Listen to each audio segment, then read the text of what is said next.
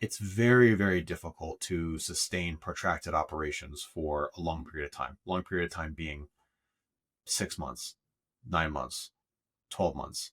When we look at the operations around Pokrovsk, I mean, that campaign really began back in October 2023, because October 23 was when we saw the Russian pushes, intensified pushes against Avdiivka. Avdiivka fell in February 24, and then since February 24 till present day, it's been just continuous Russian assaults and pushes in the Pokrovsk direction. So really, what we're looking at here is, you know, almost a year and a half of 18 months of sustained campaigning in one single direction to only advance about 60 kilometers. I mean, that's a lot, and that takes a toll. Hello and welcome to Frontline for Times Radio. I'm Louis Sykes. Today we're joined by George Barros, who is the head of the Russia team at the Institute for the Study of War, a go-to source for regular updates on the war in Ukraine and global conflict, and is a well-regarded authority on that matter. George, glad to have you on. Hey, Louis, good to see you once again. Thanks for having me. I wanted to start with this announcement we've just heard in the last few hours from President Zelensky. Kiev is claiming that they've captured two Chinese soldiers fighting in Ukraine. If that's true, that's a pretty major escalation, isn't it? Yeah, it certainly would be. I've not collected any independent confirmation of the information, so we'll see what happens. But it would be a major inflection if it is indeed true that we have Chinese personnel operating within Russian military units and formations. I could see a lot of ways in which a Chinese person could end up within the Russian military. The pathway to fall within the military is actually pretty short, but it would be a big deal. Right now in Washington, there's a roaring debate about how should the United States prioritize its security commitments, and where should the center of gravity for American focus on the world should be. And there's a school of thought which I happen to disagree with, but essentially stating, well, Europe should take care of Europe, and the United States needs to really focus on the pacing threat right now, which is China.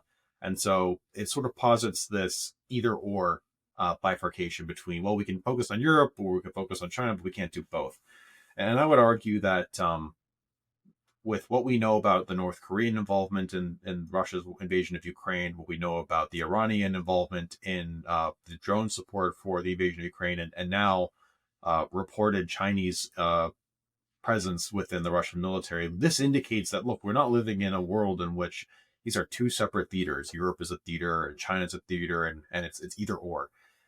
Actually, this support indicates the theaters are linked. You can't stovepipe it all. And in order to think about how do you deter and if necessary, defeat actors in one part of the world, you can't take the luxury of moralizing it and deciding either or. It's a both and.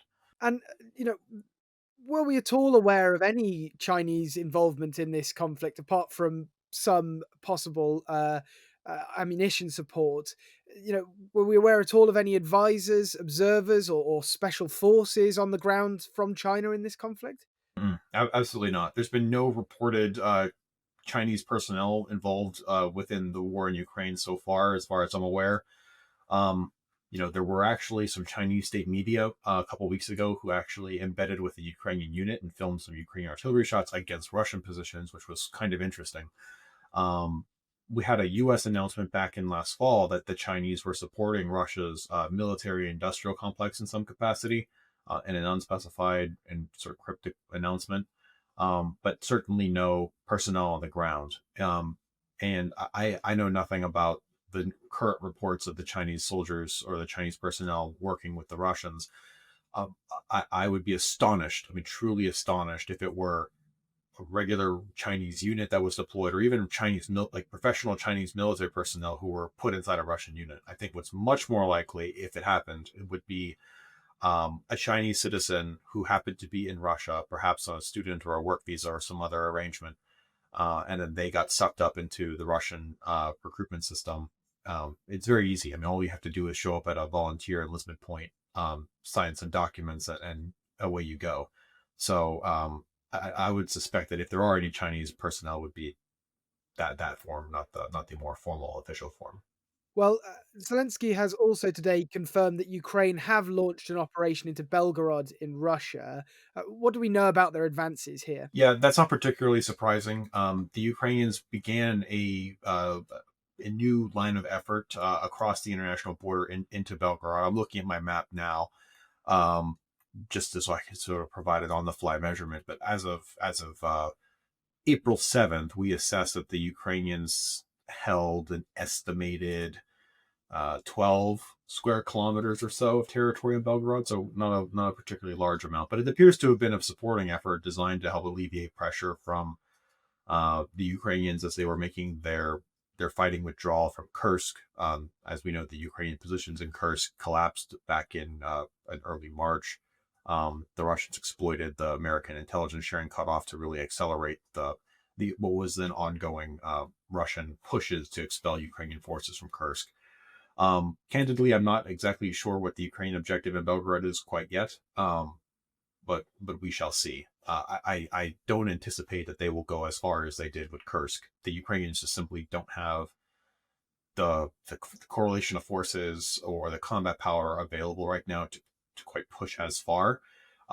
This could also be an effort to try to spoil anticipated Russian offensives into northern Ukraine.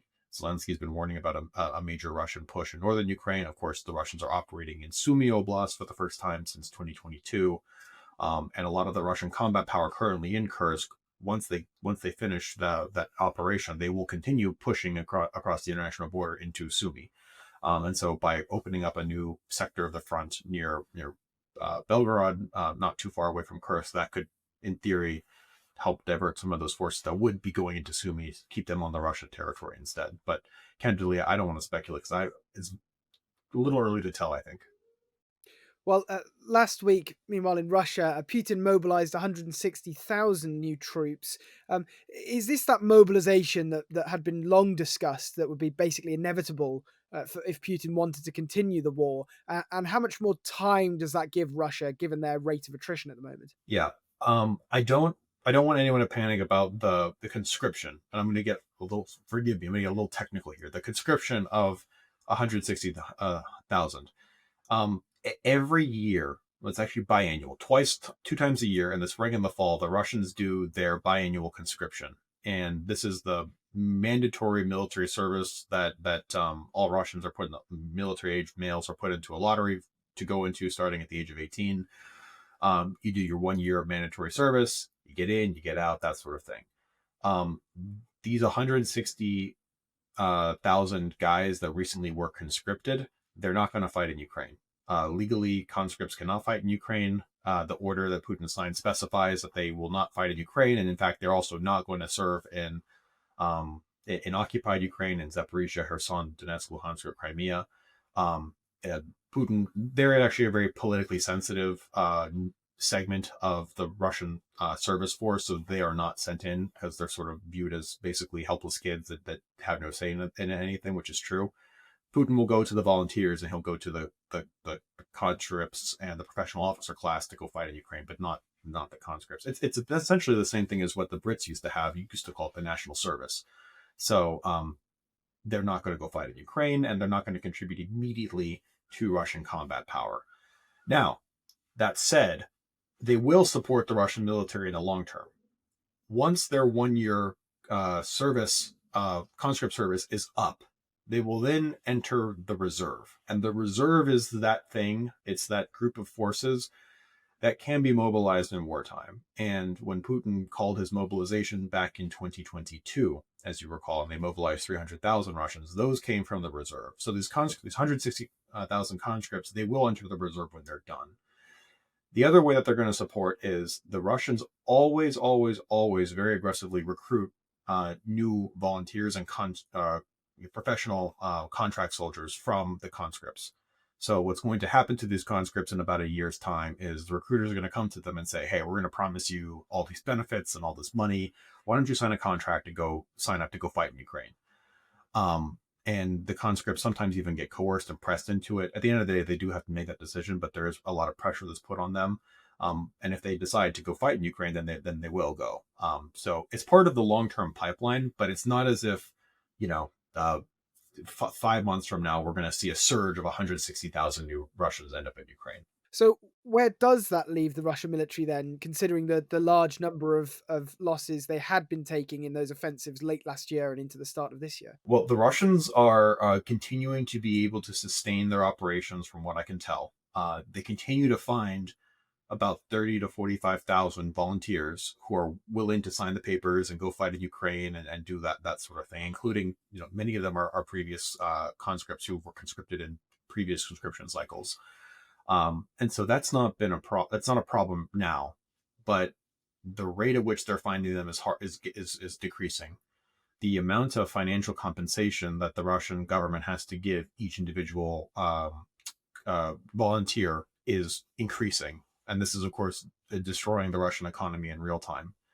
Um, and so I think the Russians are going to have some very difficult scenarios, not in the immediate window, not in the 6 month window, but perhaps in the 12 to 14, 12 to 16 month window.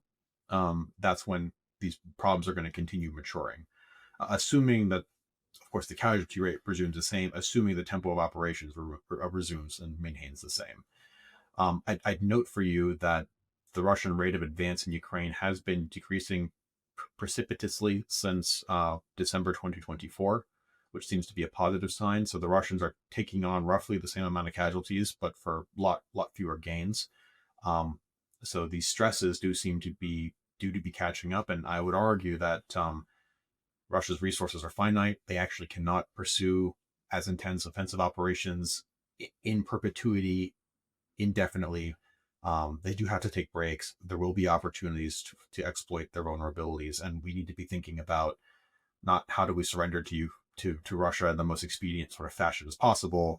It should actually instead be, how do we anticipate and forecast these windows of opportunity and vulnerability and prepare the Ukrainians to be able to exploit them, ideally so that when the Ukrainians do have to negotiate, they do it on the best terms possible. As you say, those advances have slowed, but Russia is still trying to advance in a few key areas, especially in eastern Ukraine. Pokrovsk is one of those areas we've been talking about now for months. What sort of tactical level counterattacks have helped Ukraine hold this city? Yeah, absolutely. So Russian exhaustion has really caught up with the Russian forces operating in the Pokrovsk direction. Um, their advances have slowed down quite significantly, and the Ukrainians are conducting some tactical level counterattacks of opportunity. No major counteroffensives, but there's some villages near Pokrovsk like Uspanivka and Lysivka, where the Ukrainians have been conducting some counterattacks. They've taken some ground, then subsequently lost some ground. But the point is that it's not just a persistent linear Russian march, not a persistent linear Russian advance. And the Ukrainians are able to contest the initiative, at least at the tactical level, which is fundamentally a good thing. Um, and actually, I suspect that we're going to see less action in the Pokrovsk direction in the coming spring and summer fighting cycle. I might be wrong, but there was a major Russian formation that was dedicated to fighting the Pokrovsk direction. It's called the 150th Motorized Rifle Division. And elements of this division recently redeployed out of the Pokrovsk direction, where they had been operating for about a year, if I'm not mistaken, and they went north. They're currently in Toretsk, which is a different city in Donetsk Oblast, close to Pokrovsk, but operationally far away. And that would suggest a Russian reprioritization effort.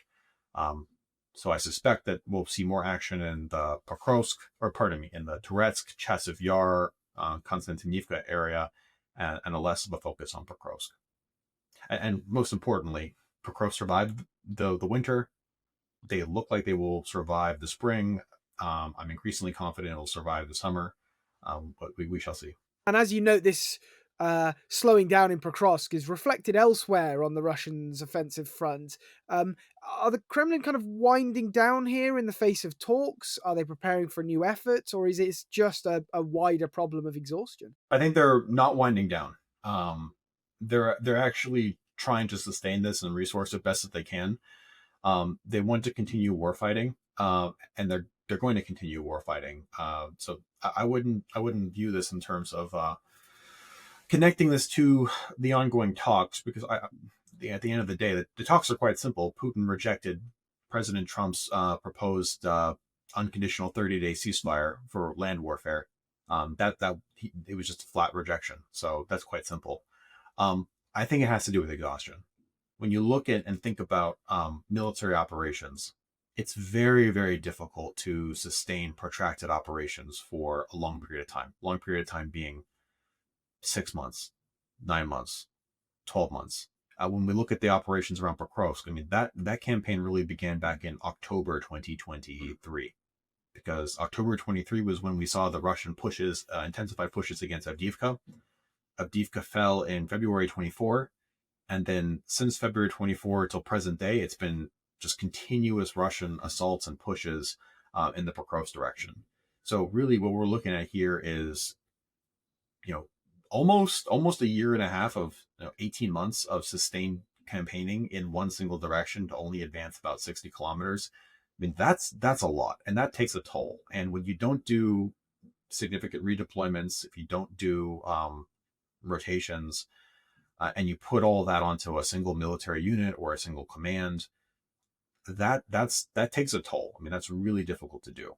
Um, when you look at some of this commensurate sort of operational level planning for how to actually maintain forces, keep them fresh, keep the pressure sustained. If you look at World War II and the Eastern Front, the Russians had this campaign plan where they would have, you know, one army group essentially push for a long time for, and by a long time, we're talking maybe several months, not 9+ months, but like several months from 1944, 1944 to 1945, maybe 2 months, 3 months here with one army group, then another 2 months, 3 months here, another army group, and they would do these sort of back and forth, left, right punches to get all the way to Berlin. Um, the Russians aren't doing the same thing here. I mean, they're taking basically the same group of guys. They'll keep sending replacements to replenish the guys as they get killed, but it's fundamentally the same armies, the same divisions, in the same location, in the same part of the theater for 14 months, and that really takes a toll on a unit. Well, there's perhaps a similar situation in the air. Russia seemingly paused their air attacks yesterday. I think that's the first time in months where there haven't been strikes overnight. How should we read into that? I wouldn't read into it at all very deeply, to be honest. I mean, just over the last weekend, Saturday night, there was a massive ballistic missile and air launched missile and drone attack against Kiev.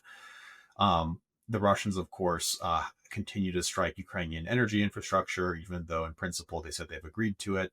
But the reality is there is no actual agreement yet, because there's no joint text published. And in fact, the Russians were hitting electrical infrastructure in Kherson, not with cruise missiles or with drones, but with tube artillery with a range of 25 kilometers. And they claim that that doesn't violate the terms of the ceasefire, because apparently the ceasefire is just for drones and missiles. And of course, the Ukrainians are still saying, well, we're still working out the details of it. And it seems to me that you're violating the spirit of the energy ceasefire if you're saying, well, technically we can still strike it with artillery, because it only, the contours of the agreement only pertain to drones and long range missiles. So in reality, there is no such actual robust ceasefire. And then the Black Sea ceasefire just straight up doesn't exist. The Kremlin communique that they published explicitly states that they seek a preliminary American sanctions relief on Russian agricultural entities before that ceasefire can go into play. So there is no ceasefire, and they decisively reject the actual place where the 90% of the fighting is happening, the land warfare domain, which Putin just straight up rejected. And I wanted to come on to some of the ceasefire and what's actually going on the ground compared to what is supposedly being agreed in these talks. As you say, the Black Sea is still being used, at least aerially, to launch attacks on Ukraine. Russia haven't actually officially agreed to any ceasefires, but the interesting thing is they're still using the ceasefire as a way of berating Ukraine on the world stage for having launched strikes into Russia. I mean, is there any signs that as well is shifting the dial on peace talks? This Russian attempt to cast Ukraine as being the ones who are violating the ceasefire. There's some very interesting dynamics that are happening. So the Russians are in the business of narrative creation and narrative promulgation. And the narrative they're trying to hit the world with now is reasonable Russians who are open to negotiation, who are open to ceasefires, and unreasonable, dastardly Ukrainians who are passionate and hot-headed and really just like not good negotiators, or not good faith negotiators. That is. And the reality of the kinetic activity is actually that the Russians continue to strike the Ukrainians. they're not they have in fact rejected the land warfare ceasefire, and so there's a dissonance between what the desired narrative the Russians seek to create is, and then what the reality, what the Russians' actions are. And this is actually having an impact on the negotiations. In recent days, President Donald Trump has been making posts on truth media, maybe not posts, he made a post on truth media. There's been some reports that have been done by American media about how senior American officials are increasingly frustrated, how the president is increasingly frustrated with President President Vladimir Putin, for not actually abiding by the spirit of the ceasefire, by Putin dragging his feet, and because Putin's actions are making, we have to thank Putin. Putin is being Putin. He is dragging his feet, and he is not demonstrating with his actions that he actually seeks a ceasefire, that he actually wants to have some sort of peaceful negotiated settlement. Putin's actions that in fact dictate that and indicate that he wants to keep warfighting.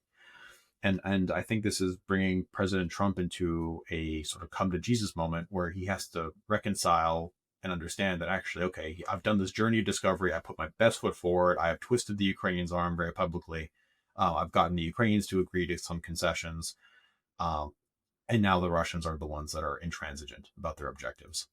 And that should, well, that will, and I think is imposing a decision point on President Trump on how to deal with the Russians moving forward. We've tried the carrots, so now we have to go to sticks. And he's alluded to sanctions, he's alluded to tariffs, he's alluded to other things. I hope he would also include increased military support for Ukraine as being a really effective and the most effective stick that you can actually use against the Russians, even more so than tariffs and economic tools. But yes, the Russians are at this point, I think they're running out of maneuvering space. Well, we talk about actions versus words there. I mean, the Americans are now, there are now reports from NBC News that the Americans are now considering withdrawing 10,000 troops from Eastern Europe. Uh, that as a message for the Russians surely makes them think that they're still walking away with all the carrots and none of the stick. I'll believe it when I see it. There's been discussion and talks about American force restructuring on NATO's eastern flank. There's been talks about sending forces from Poland to Hungary and other things, and I'm not sure. I mean, I see it all as speculation. Evaluating a plan and analyzing the ramifications of the plan is not the same thing as a principal decision maker has made a president's made a decision on how to do this. We shall see. Any sort of a major U.S. force reduction in Europe would be a massive strategic mistake. It would not enhance our ability to achieve the president's stated objectives of having a robust, secure settlement to the war in Ukraine that is not a temporary ceasefire, that is not the Minsk Accords version 3, that actually does result with permanent, robust peace and withdrawing American troops from the already anemic American force posture in Europe. That would be a mistake and not help advance those stated objectives. Just to finish, George, US Foreign Secretary Marco Rubio has said that they will know in weeks whether the Kremlin is serious about ceasefire talks. What signs do you think they're going to be watching for the Russians? And is there anything we should look out for, be it on the ground or in some of what Russia says, that might indicate they are actually going to come to the table? I would love to be a wall or a fly on the wall of those discussions that the Americans have been having with the Russians and Saudi Arabia. Look, the key thing I think is going to be the land domain war ceasefire. President Trump says he wants the killing to stop. Most of the killing happens on the land warfare domain. The proposal that President Trump put forward with the Ukrainians jointly is very straightforward. It's very simple. So the Russian rejection, I think, is therefore very clear. I think if we can't, that is, I think, the key thing that they're going to keep pushing for. We're going for the temporary objectives now of the energy strike ceasefire and the Black Sea strike ceasefire. And I think if the Russians are not willing to be able to work with the Ukrainians and negotiate directly with the Ukrainians to hammer out the details, like the actual fine print details of the energy ceasefire, things like you can't hit energy ceasefire with tube artillery on the ground in addition to drones and missiles, then that's going to be it. Now, the Russians refuse to talk to the Ukrainians directly because the Russians don't see the Ukrainians as being a legitimate state. They say Zelensky's illegitimate, and a variety of other things. And I think the president would like to have the Russians talk to the Ukrainians and negotiate something with the Ukrainians, but the Russians aren't willing to do that. And the premise is Ukraine's a fake country; they're not really real. It should all be Russia. We were correcting mistakes on the map that never really should have been due to historical errors and bureaucratic blunders and stuff. Then that will send a pretty clear message, I think, to the administration. They realize, like, okay, it is indeed the fact that the Kremlin is not interested in there being some entity on the map at the end of all this called Ukraine that they don't get to control. Now, I would argue that much has been very obvious and clear from the beginning, but they want to discover it for themselves, and in principle, I mean, that's fine. Well, George Barros from the Institute for the Study of War, thank you very much for joining us today. Yeah, of course, Louis. Always a pleasure. Thanks for having me. You've been watching Frontline for Times Radio with me, Louis Sykes. If you'd like to be the first to get exclusive content, you can sign up for membership with the link below. You can also listen to Times Radio for the latest news and analysis, or read it on thetimes.com. Thanks for watching. Goodbye.